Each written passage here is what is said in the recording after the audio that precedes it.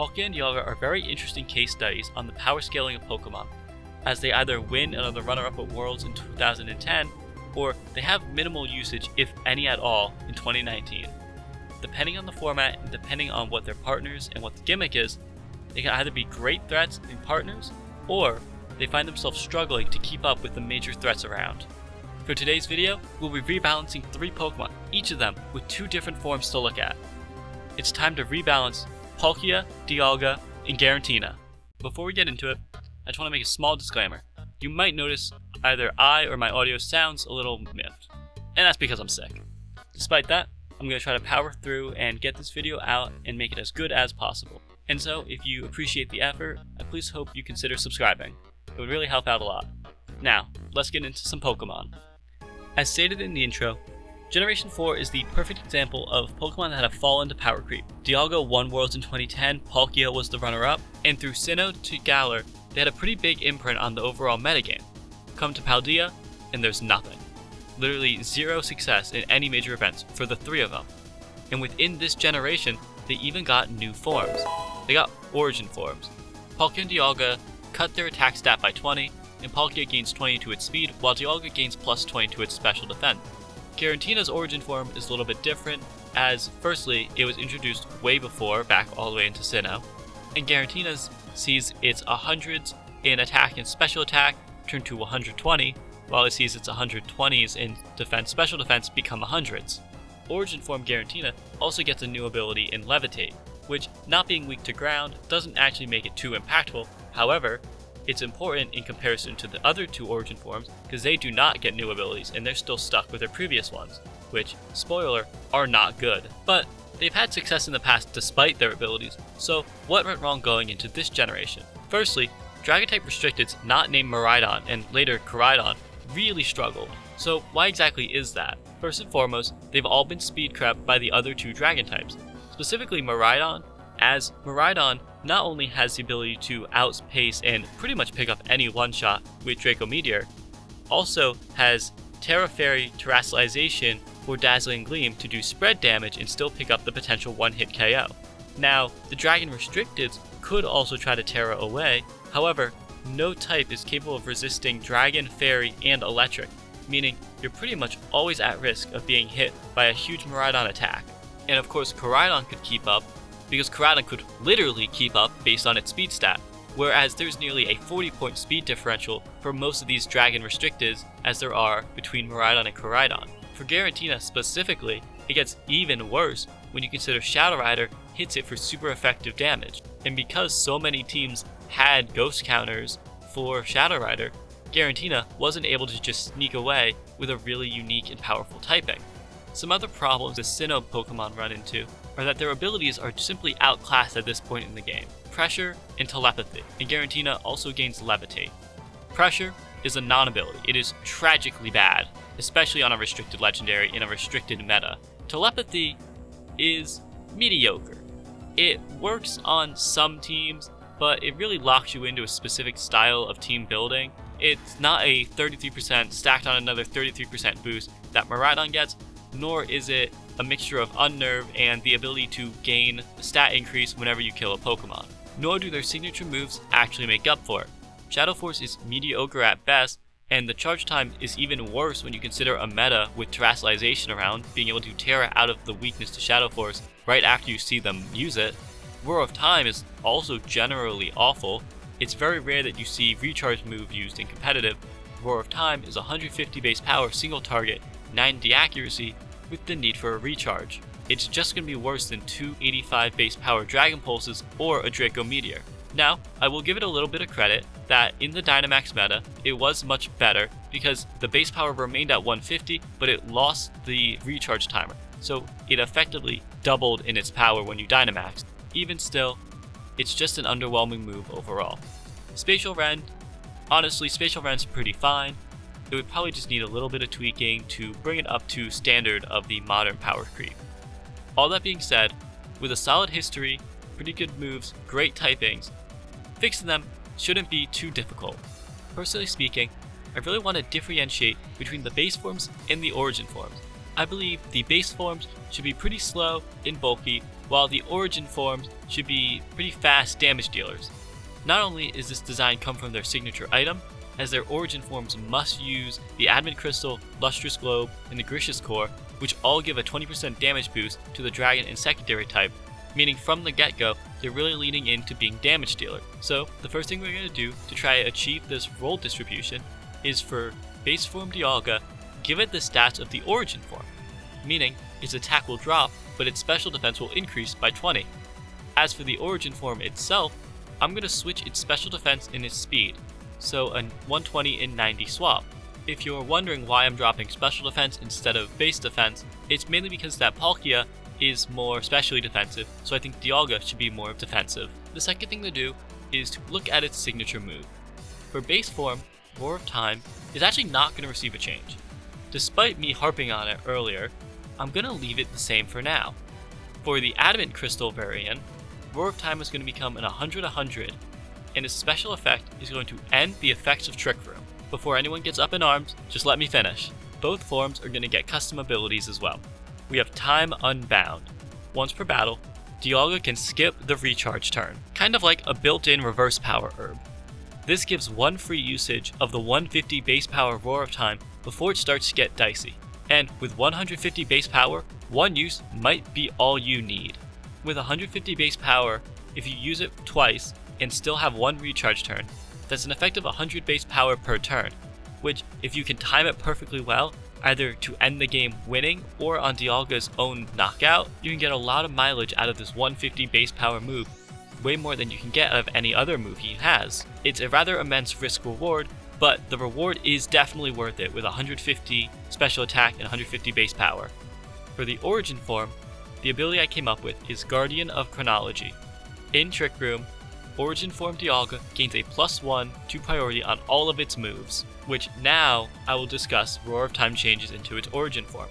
With this ability, and with this signature move, Dialga origin form can function as either a great Trick Room attacker, having to use a weaker attack stat, but can be fast out of Trick Room and fast in Trick Room, or it can function as a Trick Room breaker, using Roar of Time to shut off opposing Trick Rooms. With this type of dual synergy, you can build almost any type of team you want around him, with either fast speed control, slow speed control, or a team with a dual threat mode that can really deal with any type of opponent. Now, I think it's finally time to address the elephant in the room. One of the most common recommendations, and what I believe many of you likely expected Dialga's ability to be, the ability to set up Trick Room on a switch-in. Fundamentally, I think there's two problems with it. One, it is just too powerful. Flat out too powerful. I could make 0 changes to Dialga, I could actually nerf Dialga and still give it that ability, and I think it would be one of the best restricteds in the game.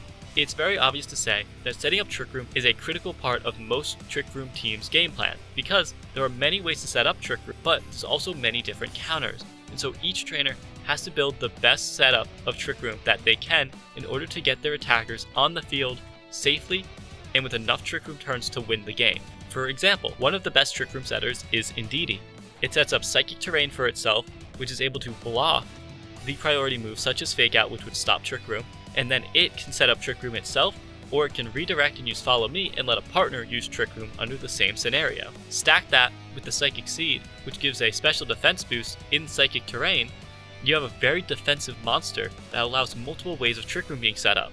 Being able to stop or to deal with Trick Room is a very important team building moment that you have to at least consider whenever you're designing a new team.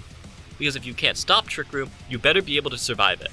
If we make a Dialga ability where it guarantees set up Trick Room either at the start of the first turn or the start of the turn it switches in, you create a huge problem where you just can't stop Trick Room. So every team will either be built around utilizing Trick Room or solely surviving the few Trick Room attackers that own the meta. And to me, that does not seem like a healthy type of ability to give a Pokemon. The other problem is it kind of creates this now expectation for Palkia's ability, which would be when it enters the field, it sets gravity. Now, fundamentally, that actually doesn't sound that terrible, but it creates a couple of problems. Mainly, the Pokemon that really likes gravity the most, Groudon. Groudon, at least the primal variant, would completely block all of Palkia's water type attacks, Now, that's not entirely game ruining for Palkia, but it's not fantastic either. It gets even worse when you realize it actually just makes using some Pokemon with Palkia impossible. In the past, Palkia had a lot of flying type allies, like Thundurus, Celesteela, and Charizard, which, funnily enough, all of them are weak to ground if you get rid of their flying type. So, by giving Palkia this one-track ability of setting gravity, you create this weird problem of it actually not being able to function in a lot of the teams it liked to function in. So, I'm not going to let Dialga set Trick Room when it switches in. Overall, I think Dialga has gained a good amount of changes that can give it some potency. For its base form, it gained a good amount of bulk in getting rid of an attack stat that it doesn't care about, as well as an ability signature move combo that can hit very, very hard.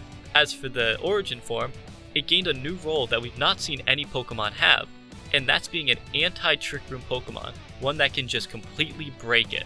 Or, it could function on dual speed teams and actually really enjoy Trick Room at the cost of a little bit of its move power. And with all that, I think these changes would make Dialga a very, very interesting and usable Pokemon in the meta. Switching from time to space, it's time to talk about Palkia. Palkia, in at least the last meta it was viable, had a very similar idea as Lunala, where it had both the ability to play support while also being able to dish out heavy damage if you left it alone for too long. But without having a great ability, it's missing a little bit of potency. Like before, starting with its stats, there's not much to look at, other than really moving 20 of Palkia's attack stat into its defense, as this kind of mirrors the change we made to Dialga. This gives it just a little bit more bulk, that way you don't have to worry about it as much going down as fast, and Origin Form Palkia is actually perfectly okay as is. Digital Ren right now is at 100, 95 accuracy with increased chance to crit, so the only change I'm going to make to it is I'm going to match the accuracy and the power of 100 and 100, and I think the secondary effect is perfectly fine as is. This is going to be the Lustrous Globe Origin Form variant of the move. The base form variant of the move is going to actually be 120 base power with 85 accuracy, single target, still with that increased chance to critical hit. This ends up matching what the primals get, although without spread and instead in a higher chance to crit. And if you actually do the math on hit power versus accuracy, it's roughly the same as in 100-100. It's not exact, but it's fairly similar, and that's the design used for other legendary moves, and I think it's perfectly acceptable here. So why would I want an 85 accuracy signature move for a single target attack? Well, because it's going to come down to Palkia's new ability, Area Manipulator. Once per battle, a miss becomes a hit. Simple. Sounds a little underwhelming, but firstly, it allows you to use it with Hydro Pump, and with 150 special attack, a 120 base power single target can 2-ko a lot of Pokemon, which allows you to either spec more into support because your damage is naturally set, or if you spec more into damage, you can get a lot of knockouts that way. So I said I didn't want it to set gravity. Gravity would have increased the accuracy enough to have 100% accuracy, or I could have increased the base power and lowered the accuracy even more. That way, even in gravity, it's about a 90% chance to hit. But I didn't do that. I've already discussed why I don't really want Palkia to be able to set gravity as its ability, as it limits its freedom, and it also doesn't actually allow for counterplay. And although you might say, well, this ability also doesn't allow counterplay, which is true, it's not a lack of counterplay when it comes to supporting allies. It's not a, oh well, Groudon just now has gravity and there's nothing I can do about it because Palkia switched in. I also just think I don't like the 4 to 5 turn nature of an ability like that. With the accuracy as is, 4 to 5 attempts, you should probably only miss once. Now, I will be the first person to admit that pretty much everyone knows that if your move's not 100% accurate, it's 50% accurate, as Pokemon and math often like to conflict with one another. But the idea of gravity only being set for 4 to 5 turns per match really, to me, invokes this vision where, okay, I'm just going to stall out Palkia for 4 to 5 turns. I keep saying 4 to 5 based on when you have the gravity actually set. Depends on, does it count for the turn it was set in of itself? Does it set at the end of the turn? Right, so that's why I'm saying 4 to 5. And so you just create this game where, just like a Trick Room, you just decide to stall it out for a couple of turns and then you should be good. And gravity is far less potent than Trick Room, and it's already possible to stall out Trick Room. So I don't really like this mentality of, ugh, Palkia got sent onto the field. time to just wait out its gravity, and then now its accuracy is kind of crap. Which does actually lead into another criticism of this ability. Ursaluna Blood Moon gets Mind's Eye, which ignores accuracy and allows normal types to hit Ghost. So if you break that ability down, I'm giving Palkia one usage of part of Mind's Eye, right? Well, the problem with looking at it that way is the part of Mind's Eye that we care about, that is the bypassing the accuracy check, does not actually matter for Ursaluna Blood Moon, because in VGC, Ursaluna Blood Moon doesn't run a non 100% accurate move. You see moves like Blood Moon, you see Hyper Voice, you see Earth Power, Yawn. Like, you don't ever see it using a 90% accurate move. And even so, if you personally ask me, I think Blood Moon is a poorly designed Pokemon in and of itself. I think the ability is just, oh yeah, you can just hit anything you want, is kind of frustrating. Like, the reason I'm not making an ability like that is because I think that really just ties into that power creep, where I have this potential to make Pokemon like that, but to me, that's not a good designed Pokemon. That's a strong Pokemon, but it's not well designed. So, for that reason, I'm giving Palkia the ability to hit when it misses once per battle. For the Origin Form ability, I will be the first to admit, this one was a little difficult for me to come up with, honestly. I feel like every ability I've made so far, not only for this video, but also for this series as a whole, has come pretty naturally, and this was the only one that I found myself really struggling to come up with. For example, I thought about Speed Boost, and this was while I was also contemplating Speed Boost on Mewtwo Y, but I didn't really like that.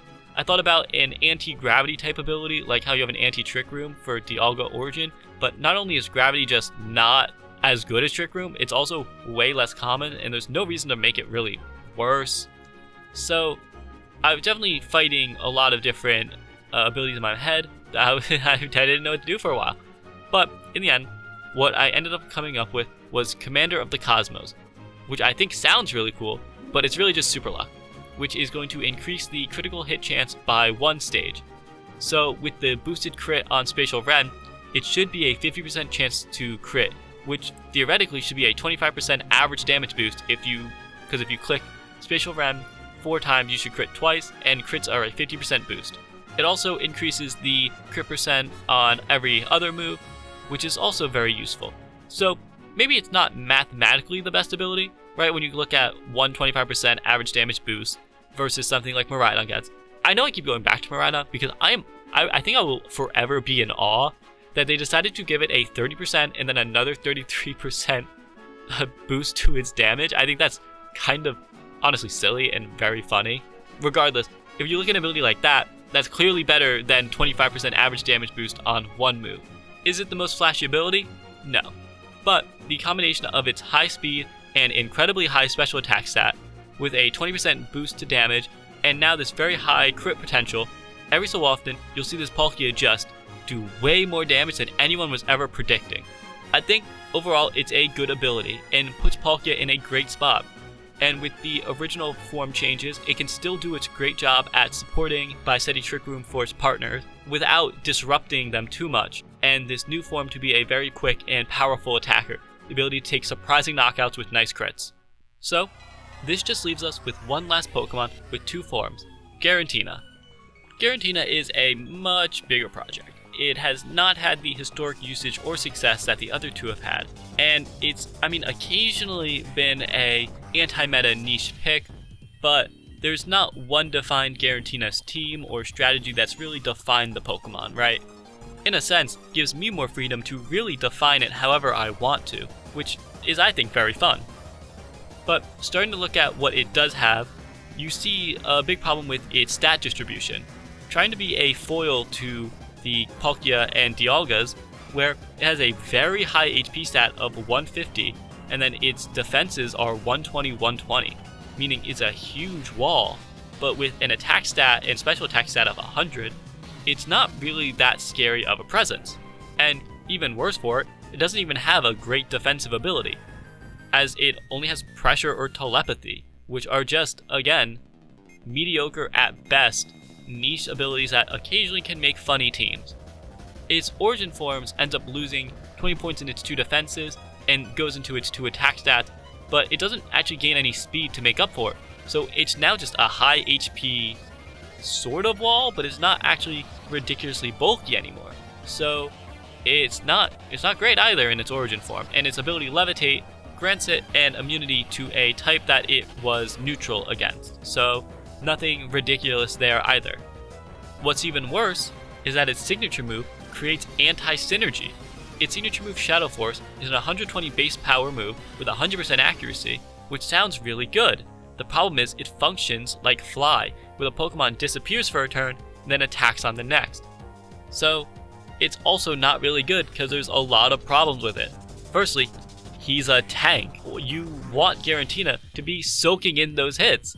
The second problem is he's slow, so he's gonna get hit before he ends up disappearing, which means your opponent can just switch, and because you weren't able to hit Girantina anyway, a switch isn't actually losing you an attack that you would have had. Or they can, in the current meta, Terastallize away from the type that is weak. Finally, it's a 60 base power average per turn.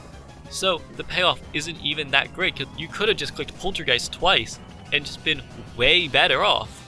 It's so insignificant as a move that the Pokemon Company created a new move, Phantom Force, which is the exact same thing, slightly lowered base power, and then just gave it to a bunch of Pokemon. So he has a mediocre offensive presence with a bad signature move and really no ability to help him out, which means we have a lot to look at. That being said, I'm only going to make one change to one of Girantina's forms. That being, its origin form is going to switch its special attack with its speed, going from 120 special attack to 90 and 90 speed to 120. I don't think I need to really explain or justify this change all too much. The quick of it is obviously it is trying to match with that high speed damage based build because it can't hold an item like Leftovers to be pretty bulky or tanky. I'm actually going to keep the base form version of Shadow Force the same. Despite me just complaining about him being a tank, he being slow, him wanting his partner to be not attacked and him to be attacked instead, is because the new ability I've designed for it, Antimatter Arena. When the opposing Pokemon attempt to lower the stats of this or the ally's Pokemon, they are instead increased by the same amount. It's effectively an all-stat variation of Defiant for both this Pokemon and its partner Pokemon. Very quickly, this is not contrary, right? So it doesn't affect self-induced stat decreases. It's only opposing Intimidates, imposing Parting Shots, Icy Wind, etc. For this reason, it is actually now very important for the opponent to try and get rid of Girantina if it wants to stop its partner from potentially scaling, or if it wants to limit its partner's ability. For example, with an Ursaluna, one of the best ways to deal with it is constant Intimidate Parting Shot because it can't hold a clear amulet. Now, you can have Girantina next to it, and you have to either split your attention on a Pokemon that's bulky and can disappear, or you just gotta knock out that Ursaluna before it can take too many KOs.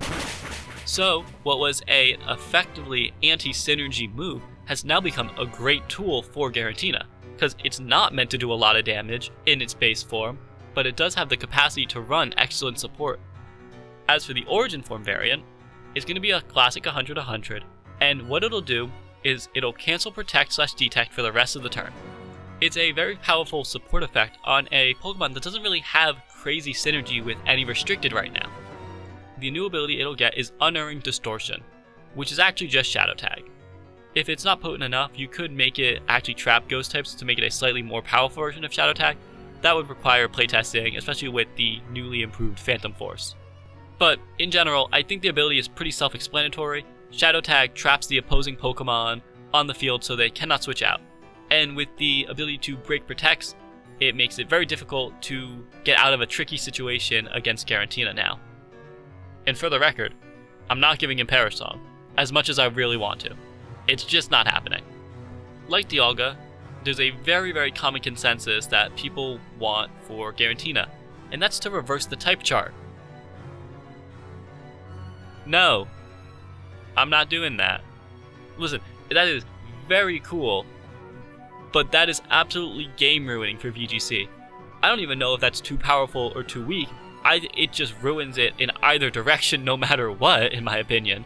Imagine you're playing and all of a sudden every single piece of team building and coverage you've designed just doesn't work. Is it really cool in concept? Do I think that could be a very funny game mode potentially? Yeah, but I'm not giving it to Girantina, as much as everyone wants it to happen. So Antimatter Arena and Unerring Distortion. And with those done, that's all the changes to the Sinnoh restricted Pokemon. I hope I was able to find interesting roles and maybe even create new ones that never existed in Pokemon before, in order to give these 3 very historically important Pokemon a new type of life in the meta.